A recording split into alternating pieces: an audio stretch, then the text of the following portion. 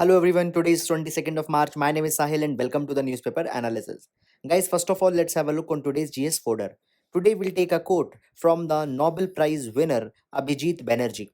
He had talked about poverty. He says, poverty is not just a lack of money. It is not having the capability to realize one's full potential as a human being.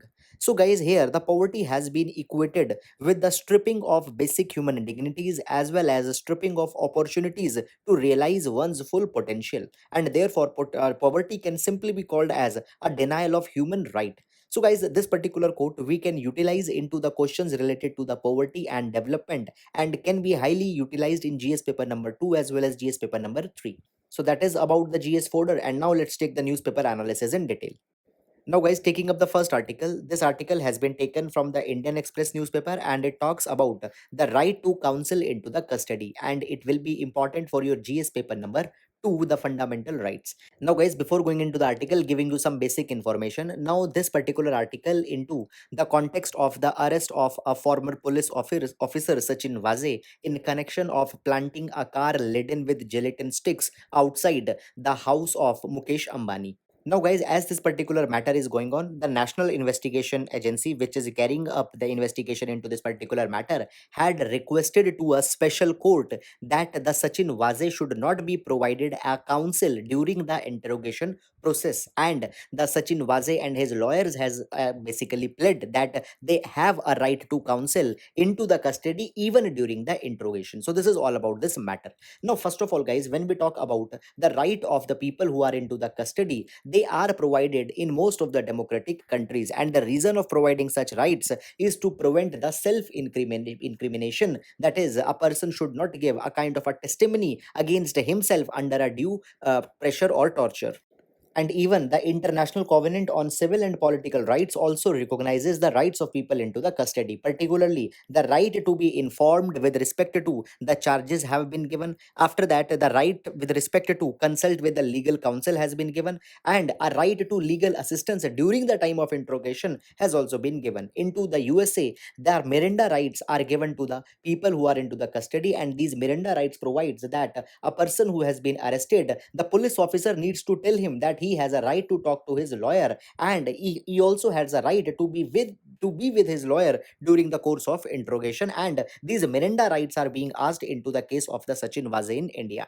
Now, when we talk about into the context of India, then guys, the right to the people who are accused of a particular crime, they have been talked in two of the articles into the constitution, that is article number 20 subclause 3, where it has been provided that no person accused of any offense shall be compelled to be a witness against himself. So right against the self incrimination has been given here. After that, under article number 22 also a right has been provided that a person cannot be denied the right to consult and to be defended by a legal practitioner of his choice. And then, guys, majorly there is also one particular section of the CRPC, that is the section number 41D, which is also resorted. Now, section 41D provides that an accused is entitled to meet an advocate of his choice during interrogation, though not throughout the interrogation. So, at the time when the interrogation is being carried, the legal counsel cannot be present here. Moreover, this particular thing has also been retaliated into the DK Basu case of 1997, where it was provided that a person who has been arrested will be permitted to meet his lawyer during the interrogation, but not throughout the interrogation. However, guys, at the same time, it has also been recognized by the judiciary that there can also be the due harassment or torture during this particular process. So, to avoid that particular thing, there is another judgment, that is the Senior Intelligence Officer versus Jugal Kishore Sharma judgment of 2011. Here it has been provided that in order to protect the accused from the third degree torture and all such kind of things, the accused's lawyer can watch the proceedings from a distance or from behind a glass partition, but cannot talk with him, cannot give him advice, or cannot consult with him. Now, what has happened into the context of India, into the Sachin Vaze case, it is right is being asked that he should be provided a right that his lawyer should present during the course of interrogation onto the lines of USA. But this particular thing has not been provided up till now. So, guys, this is the entire matter, And I hope with this you have understood the scope of fundamental rights of people under the custody. Guys, this particular thing can also be important for the people who might be appearing for the interview this particular year, as well as for the mains. Such kind of things can also be very much important. So that is all, and now we'll be moving to the next article. Guys, this article has been taken from the Business Standard newspaper, and it talks about the recent attempts made by the government, particularly by the Ministry of Electronics and Information Technology, in order to make India a hub for the semiconductor fabrication plants, which are also called as the fab plants. Now, this particular thing is needed to make India truly Atmanirbhar, or to fulfill the aspirations of Atmanirbhar Bharat Abhiyan that government started. Now, guys, we know that India is one of the largest importer of the electronic equipments, particularly from the China and the South Korea, and the indigenous capability with respect to the electronic products, electronic panels, has been very much limited. The reason is that India doesn't have the capacity for the semiconductor chips, which are a crucial component into the electric equipments, including the mobile phones, etc. And so therefore we want to enhance the capability. Now, guys, government is resorting the PLI scheme, that is the production linked incentive scheme, to attract the semiconductor manufacturers across the world, particularly from the Taiwan as well as from the America. And apart from the PLI scheme, the government is also giving some other preferential treatments to the people. Now, first of all, let's discuss that what is this PLI scheme. So, guys, under the PLI scheme, the government had provided that 2 to 4% of incentive will be given to the manufacturers over the incremental production. Now, incremental production means, suppose that in a year the production of 100 crore was there, and into the next year the production of 120 crore is there. So incremental production is 20 crore rupees. So here up to that 2 to 4% of this incremental production will be given as an incentive. And for the semiconductor production, it has been provided that under the PLI scheme, 7,350 crore rupee incentive will be given. After that, guys, when we talk about the preferential treatment,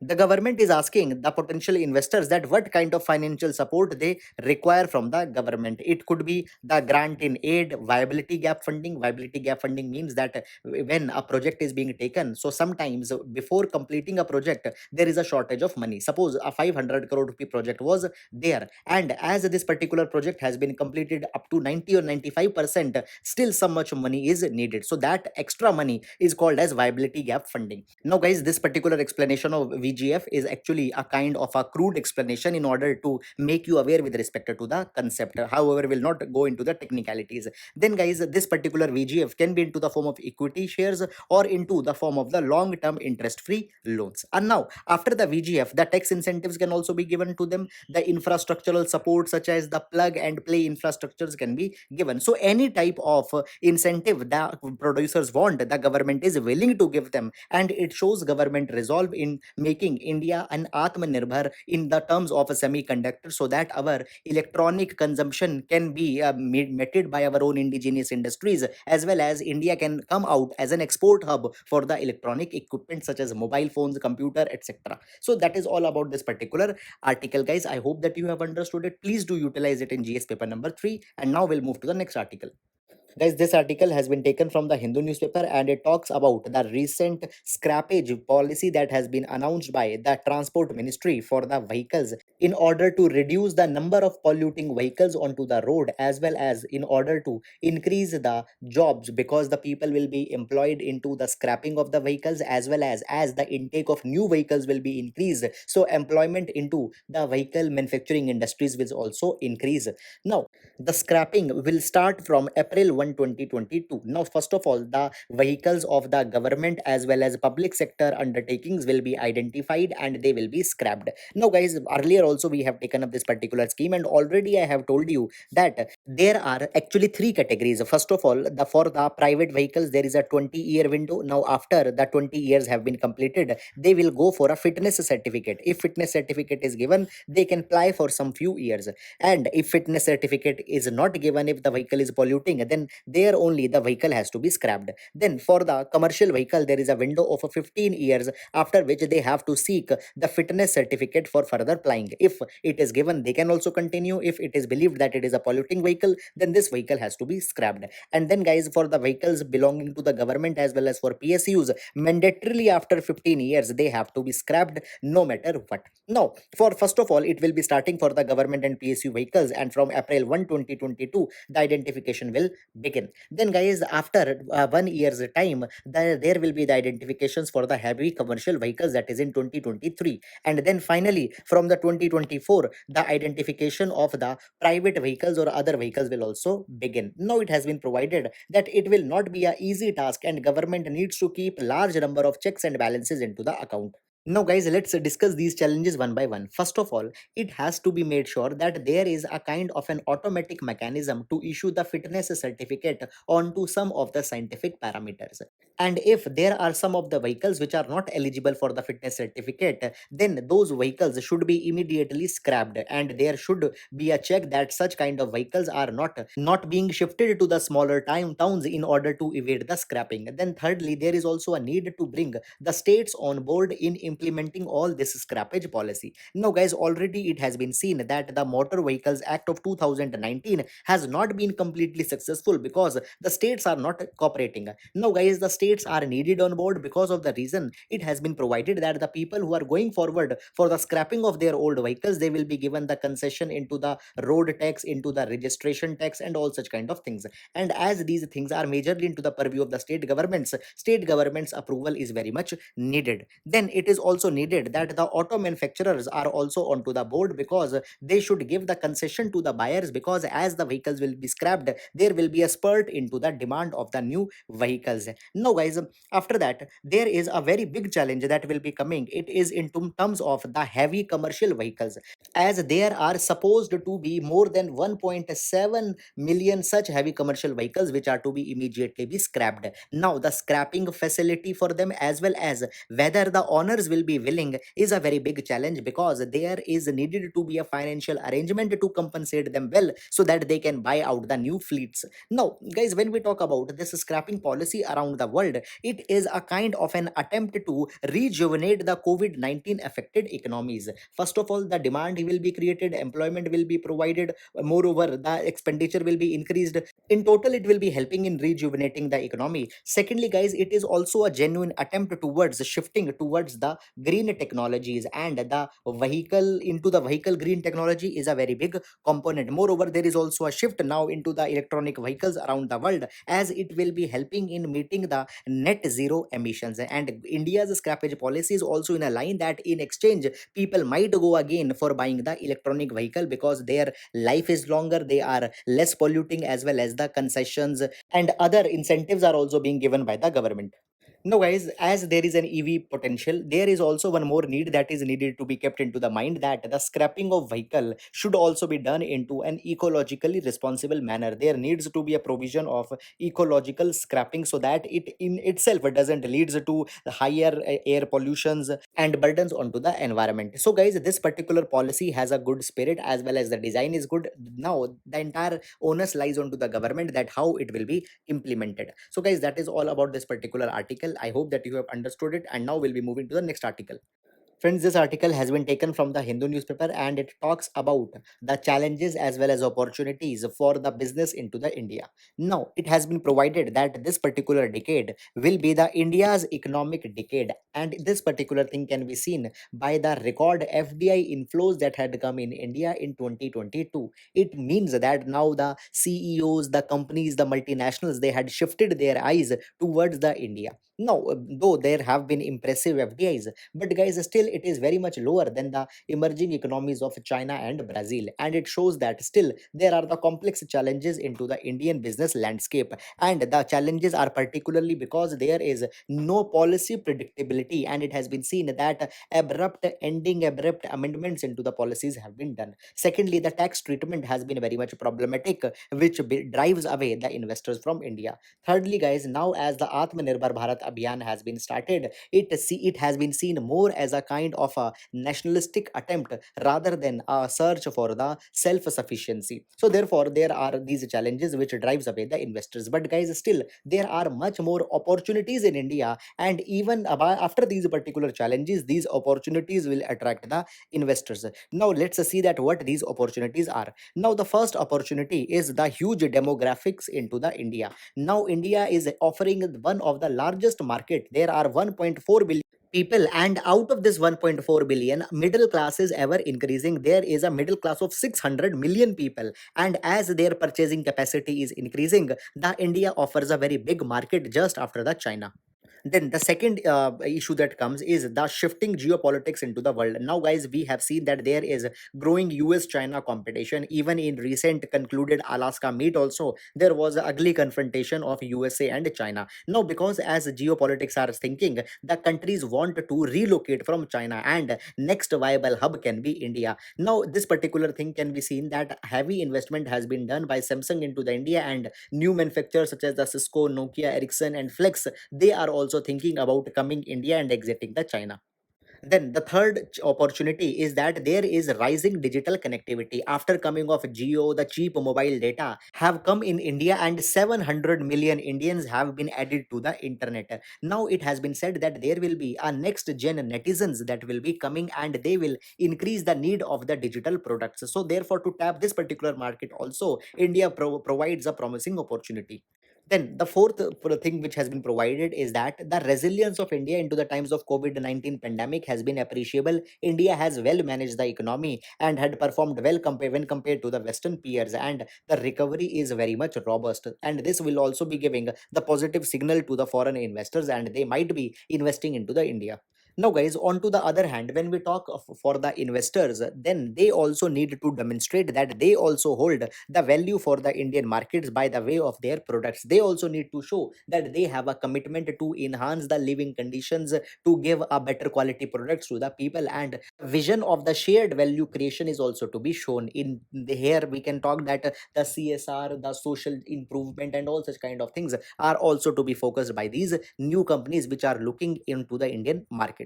So guys, that is all the idea which have been provided into this particular article. I hope you have understood it, and now we'll be moving to the next article. Now, guys, this article has been taken from the Hindu newspaper, and here we can see that the Prime Minister have given a reference of one of the historic figure from the home kingdom. Now, guys, there was some of a political controversy also, because Prime Minister used his name as one of a freedom fighter when he actually did not participated into the freedom fighter, because he existed much before into that history. So, guys, the Prime Minister has given the reference of one of the brave general of a home kingdom, and the name of the general is the Lachit Borfukar.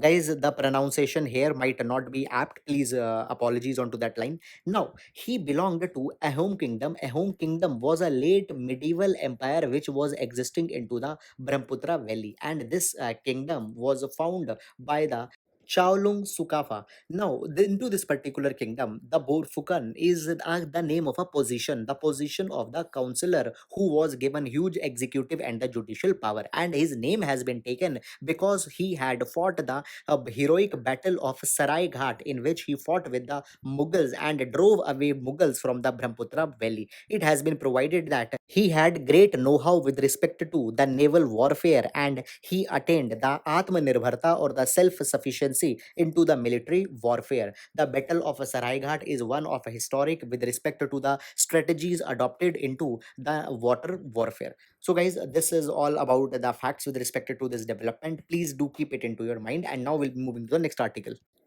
Guys, this article has been taken from the Hindu newspaper, and here the name of one of a tribal group has been mentioned, as well as their ancient practice of barter system, which is still continuing, has been mentioned. So this article talks about the Edugralapalli tribal Shandi. Shandi means a weekly market which is organized by the tribals. Now, into this particular area, the Muria tribal women, which belong to the Sukma region of Chhattisgarh, they come and they organize their weekly market, in which they exchange their products such as the dry mahua flowers, tamarind seeds, tamarind fruits, etc., for the daily items such as the rice, iodized salt, etc. Now, here the exchange is not taking place via the money, rather via the barter system. So guys, just please keep in your mind the name of this particular tribe and the area from which they are belonging, because into the past many a times the UPSC has asked the questions with respect to the tribal and from the area from which they are belonging. So that is all just about this particular article. I hope that you have understood it. And guys, this is all for the today's newspaper analysis. I believe that you are liking our video. Guys, please do help to spread our initiative and please like the video. Thank you so much.